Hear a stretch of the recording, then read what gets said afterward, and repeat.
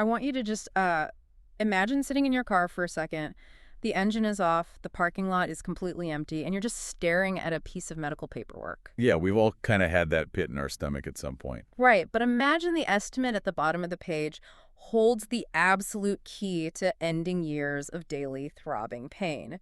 Oh. But that number staring back at you, it's higher than your entire annual salary. Which is just, I mean, it's paralyzing. Or picture standing under those harsh, unforgiving fluorescent bathroom lights. You're watching the vibrant, confident version of yourself slowly slip away in the mirror. You know exactly what you need to fix it. But your local healthcare system just looks at you, assesses your basic human dignity, And classifies it as a cosmetic luxury. right, it creates this very specific kind of psychological corner because you are trapped between the undeniable reality of your own physical suffering and a bureaucratic system that has essentially priced you out of a normal functioning life. Which is exactly why we're focusing on the stack of sources you sent over for today's deep dive. You handed us this really fascinating pile of personal accounts, medical sociology articles, firsthand narratives, all about this profoundly human phenomenon. Yeah, it's a heavy read, but a necessary one. Definitely. Because we're looking at individuals pushed to the absolute brink of emotional exhaustion by these local healthcare dead ends. And we're exploring how they're finding unexpected lifelines thousands of miles across the globe. I do want to set the parameters right at the top, though, just so we're clear. We are looking at this entirely as an independent human interest story. Right. No corporate angles here. Exactly. We're not analyzing the logistics of travel. We aren't, endorsing specific medical agencies. And we certainly aren't going to parse through the mathematics of surgical equipment. Please, no math today. Yeah, no math. The materials you provided highlight the visceral emotional journeys of people crossing oceans just to reclaim their lives. It's the sheer psychological weight of their struggles and the underlying mechanics of their recovery that we really want to understand. Because the invisible, sort of soul-crushing toll of a physical ailment gets completely buried when the local system treats you like a walking billing code. It really does. Take one of the primary accounts in your sources, Michael. So Michael is a high school teacher in Chicago, and his daily reality was just pure agony, failing root canals, recurring infections, a mouth in such bad shape that biting into a soft apple was, it was a pipe dream. The physical pain of severe dental issues is essentially a constant low-grade alarm bell ringing in your nervous system. You can never really tune it out. No, you can't. But for a teacher, right, someone whose entire profession requires projecting warmth, speaking clearly, engaging a room full of teenagers. Which is hard enough on a good day. Right. The emotional tax of that pain is just as debilitating as the physical side. He spent his days physically covering his mouth when he laughed. He dreaded family photos. And then comes the breaking point. He finally gets a quote to permanently restore his oral health, and his insurance company categorizes his ability to chew without pain as a, quote, luxury. A luxury. Yeah, which actually brings up this really fascinating historical quirk. Like, why does modern insurance treat teeth like optional accessories? It's so strange, right? It goes back to the 1840s, actually, when medicine and dentistry formally split. Physicians rejected dental surgery as a mechanical trade rather than a medical science. Oh, wow. I didn't know the exact timeline on that. Yeah, so today, if you break your jaw, it's a medical emergency. If the teeth inside that jaw are rotting and causing massive systemic infections, well, it's classified under a completely separate, heavily capped dental policy. Michael is literally suffering today because of a bureaucratic turf war from 2 centuries ago. That historical context is crucial, though, because it explains the systemic gaslighting these patients face. The system essentially tells them their suffering is incidental. It's not real medicine. Yeah, just deal with it. Exactly. And we see a parallel psychological toll in the materials regarding Jake. So Jake is a 32-year-old sales manager, and his livelihood relies heavily on projecting authority and making strong first impressions. But Jake was dealing with aggressive hair loss. And the narrative around hair loss is so often dismissed as simple vanity, right? Like, oh, just shave it off and move on. But reading Jake's account, it is pure social mapping. Yeah, we are social primates. Yeah. When we lose our markers of vitality, it alters our fight-or-flight response. Jake was doing this incredibly complex mental calculus every single time he left the house. He was constantly checking the wind direction before walking out of a building. That sounds exhausting. It is. He wore hats indoors. He was stopping at every reflective surface just to make sure a bald spot wasn't exposed. It's the exhaustion of constant hypervigilance. The mental bandwidth required to constantly manage your physical appearance just to feel a baseline level of safe and public is staggering. Yeah, it takes over your whole brain. And when Jake sought help locally, the approach was wildly transactional. He described sitting in these pristine, really cold offices where consultants slid pricing tiers across the desk like they were upselling him on leather seats for a sports car. Oh, man. The empathy was just entirely absent. Completely. If we look at both Jake and Michael, the underlying mechanism of their despair isn't just, missing teeth or thinning hair. Think of your physical confidence as the load-bearing walls of your social identity. That's a great way to put it. When those walls start to rot or crumble, the entire structural integrity of who you are begins to sag. The energetic, capable person you know you are on the inside is suddenly trapped inside a physical shell that the medical system is basically holding for ransom. And when healing is priced out of reach, the isolation just compounds. You're faced with the terrifying realization that you might just have to accept a diminished, quieter version of your life. Right. Not because science lacks a cure for your condition, but simply because you lack the financial leverage to access it locally. So what happens when a person just refuses to accept that diminished life? The survival instinct kicks in, sure, but it has to point somewhere new. Both Jake and Michael, entirely independently, began researching medical options in Turkey, specifically Istanbul and Izmir. Which is a huge jump. It is. Let's be brutally honest about this. The prospect of global healthcare isn't some casual vacation. It is terrifying. You're contemplating putting your body under anesthesia in a foreign country. You're anticipating severe language barriers, navigating a completely different cultural landscape, and wrestling with this deeply ingrained bias that says, if care isn't happening in a familiar Western hospital, it must be inherently unsafe. And this is where I really want to push back on the romanticized version of medical tourism, because it's very easy to view this through a rose-colored lens, but the risks are real. Like, if a surgeon in Chicago botches a procedure, you have immediate legal recourse. You have malpractice insurance. You have your family right down the street. Local support system. Yeah. But if something goes wrong in Izmir, you are looking at a 12-hour flight home with complications and essentially zero legal safety net.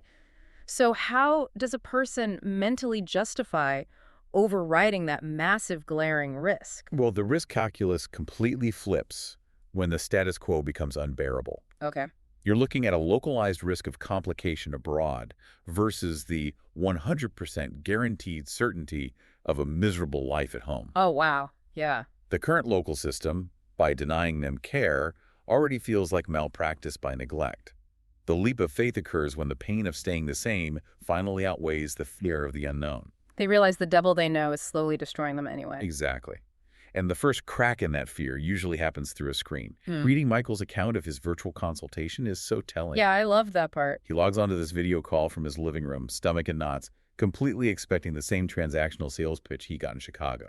Plus, you add in the inherent awkwardness of Zoom, right? Right, the buffering screens, the weird audio delays. Yeah, it's a recipe for severe anxiety. But the moment the surgeon starts speaking, the atmosphere shifts. Michael noted the surgeon's calm, highly analytical, yet profoundly empathetic demeanor. He wasn't just another number. No, he wasn't rushed off the call. The doctor was actually looking at his scans, asking about his daily pain levels, treating him as a complex human being rather than a prospective buyer. But, trust built over a spotty internet connection is one thing. Maintaining that illusion of safety when you actually step off the plane in a foreign country is the real test. You'd expect the anxiety to spike again the second you arrive. Oh, absolutely. But the sources highlight this stark, almost jarring contrast between their worst fears and the reality they actually encountered upon touching down in Turkey. The physical infrastructure of these specific clinics often shatters Western expectations. They aren't just modern. They're designed around a patient's psychological comfort. But the real differentiator is a deeply embedded cultural concept there, right? Yes. In Turkey, it's known as misafirverlik. Which loosely translates to hospitality. But reading the accounts, that word feels way too small for how it actually operates mechanically in this setting. Because in the West, hospitality in medicine is treated as an add-on. A nice receptionist or a free cup of coffee in the waiting room. Right, like a perk. Yeah. In the Turkish model, especially within facilities designed to capture displaced medical tourists, hospitality is the core structural framework.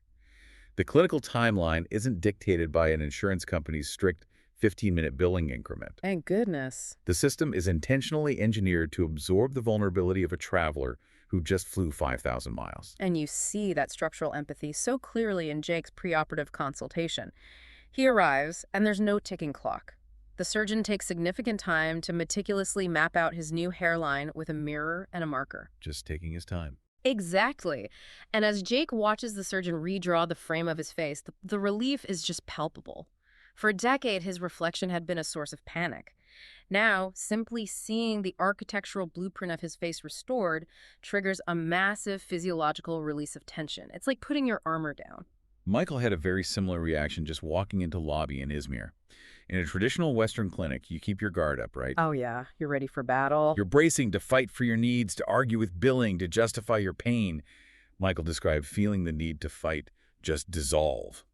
The staff recognized his humanity and his exhaustion before they even opened his medical file. The infrastructure itself is designed to disarm the fight-or-flight response. The real breakthrough in this global journey isn't the surgical technique. It's the reintroduction of the fundamental human element into medicine. Exactly.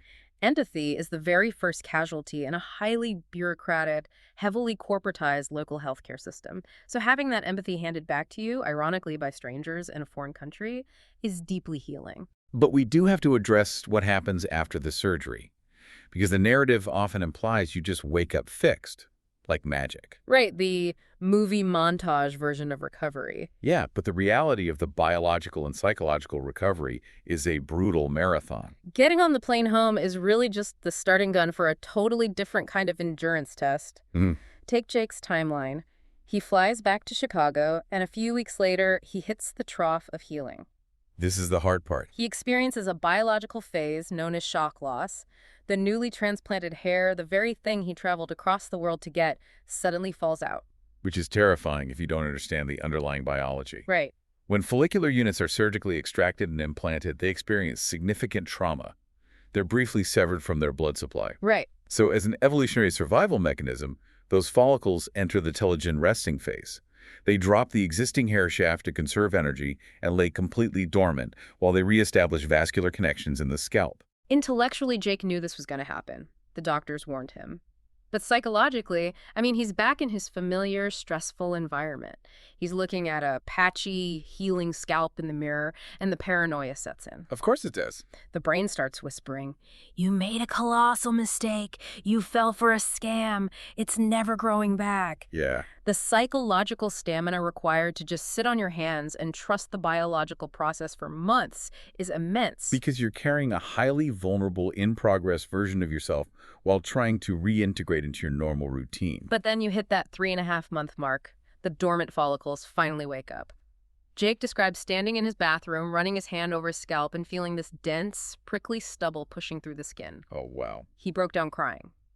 Because it wasn't just hair growing, it was the physical manifestation of his dignity returning. That is powerful. Yeah. And Michael's recovery milestones were equally profound, though rooted in more fundamental mechanics. For him, the triumph wasn't aesthetic initially. It was the mechanical victory of bite force. The basic. Exactly. He sat down and chewed a piece of soft bread without his nervous system firing off pain signals. We take the mechanics of chewing completely for granted. But removing the constant low-level inflammation of severe dental disease entirely changes a person's baseline mood and energy. There is a specific moment in Michael's account that really anchors this whole deep dive for me. He's looking in the mirror at his temporary prosthetics. These aren't even the final permanent teeth yet. Just the temporaries. Just the temporaries. But he realizes that the diseased, rotting teeth that dictated his misery for years are physically gone. The actual source of his torment has been removed from his skull, and he wept right there in the chair. Those visceral reactions, the weeping, the profound relief, they really dismantle any lingering notion that these procedures are driven by vanity. Seeking out this care is the ultimate exertion of agency. Yes. When a massive bureaucratic system tells you for years that you're broken and that fixing you is luxury, you inevitably internalize that brokenness. You make yourself smaller to fit the pain. You stop smiling. You hide from the wind. Exactly. But when you cross an ocean, navigate a foreign landscape, advocate for your own biology, and successfully reclaim your body, the psychological result, is pure empowerment. You take your life back. You don't just look different. You command your presence in the world differently because the internal narrative of being a victim to your own body has been completely shattered. Just fast forward to the present day and the materials you sent us. Michael is back in his classroom. He's laughing with his students, completely uninhibited. He's front and center in family photos with a broad, confident smile. That's amazing. And Jake is walking into boardroom meetings without a hat. He isn't mapping out the reflective surfaces in the room anymore. His outward physical appearance finally matches the internal, capable energy he possessed all along. Their stories highlight a really critical shift in how we need to view access to care. The desire to feel complete, to operate without pain, and to possess baseline confidence in your own skin is a universal human right. And when the systems sitting right in our own backyards fail to recognize that right, when they reduce our humanity to an out-of-network luxury, we don't have to just accept the quiet, diminished version of our lives. The empathy, the structural care, and the restoration we desperately need might just be waiting for us in places we never initially thought to look. Which leaves us with a fascinating concept to examine as we close out this analysis. We've spent our lives conditioned to believe that our medical safety is inextricably tied to our local zip code. Yeah, that local is always better. Right. But if geography is no longer a hard boundary for reclaiming our dignity, and the most profoundly empathetic, life-altering care you can receive might actually be an ocean away, how does that fundamentally change our definition of what it means to find a healthcare home? It completely rewrites the map. We started this deep dive sitting in a parked car, staring at an impossible medical bill, feeling entirely boxed in by the walls of a local system.